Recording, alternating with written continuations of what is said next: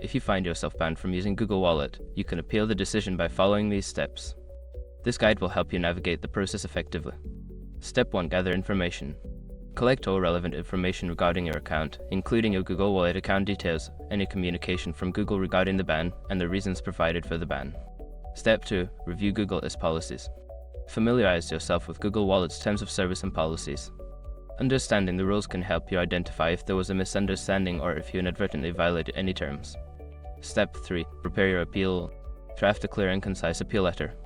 Explain your situation, provide any evidence that supports your case, and express your understanding of the policies. Be polite and professional in your tone. Step 4. Submit your appeal. Visit the Google Wallet support page and locate the appeal submission form. Fill it out with the necessary information and attach your appeal letter. Ensure that all details are accurate before submitting. Step 5. Follow up.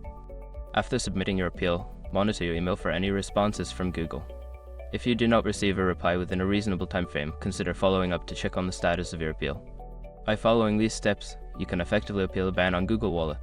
Good luck with your appeal.